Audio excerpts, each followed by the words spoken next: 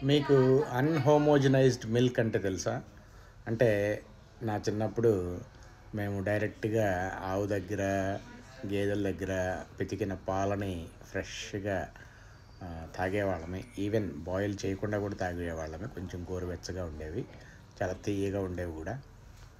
తర్వాత వాటిని బాయిల్ చేసి పెరుగు చేస్తే పెరుగు మీద మంచిగా మీగడ కట్టేది. ఆ మీగడతోటి వెన్న చేసుకునే వాళ్ళమే. కవ్వంతో చిలికి మజ్జిగ చేసి ఆ వెన్న తీసి ఆ వెన్నని వేడి చేస్తే మంచి ఘుమఘుమలాడే నెయ్యి తయారయ్యేది. ఆ నెయ్యిలో కొంచెం ఉప్పు వేసుకొని తాగేవాళ్ళం కూడా.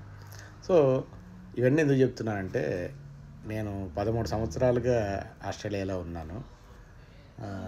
ఇంకో 13 సంవత్సరాలు సింగపూర్లో ఉన్నాను అంతకుముందు. కానీ ఈ 26 సంవత్సరాల్లో నాకు అంత ప్యూర్ మిల్క్ అనేది కనిపించలేదు. ఓన్లీ లాస్ట్ వీక్ ఏదో ఐ థింక్ సండే మిగతా సూపర్ మార్కెట్స్ అన్నీ ఇక్కడ 5 గంటలకు క్లోజ్ అయిపోతాయన్నమాట. సో ఐజీఏ అని ఇండిపెండెంట్ గ్రోసర్స్ అసోసియేషన్ అని ఒక సూపర్ మార్కెట్ ఉంటుంది.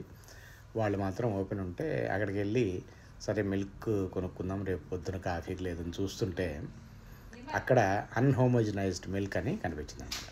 సరే మామూలు మిల్క్ తీసుకున్నాము, full cream milk, light cream milk తీసుకొని ఈ అన్‌హోమోజనైజ్డ్ మిల్క్ ఏంటో కూడా దాని సంగతి ఏంటో చూద్దామని చెప్పి తీసుకొని వచ్చాము.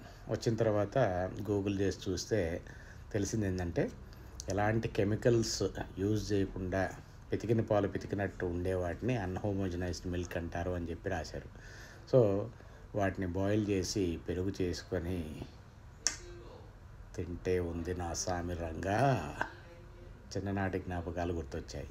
సో మీ సూపర్ మార్కెట్లో కూడా అన్‌హోమోజనైజ్డ్ మిల్క్ ఉంటే ఒకసారి ట్రై చేసి చూడండి. అచ్చం మన ఆవు ముందు పెట్టుకుని పితికి పాలు తాగినట్టే ఉంటుంది. లేకపోతే దాంతో పెరుగు చేసుకుని తింటే ఎలా ఉంటుందో అంత కమ్మగా ఉంటుంది. ట్రై చేసి నాకు తెలపండి మీ అనుభవం ఎలా ఉందనేది. Thank you.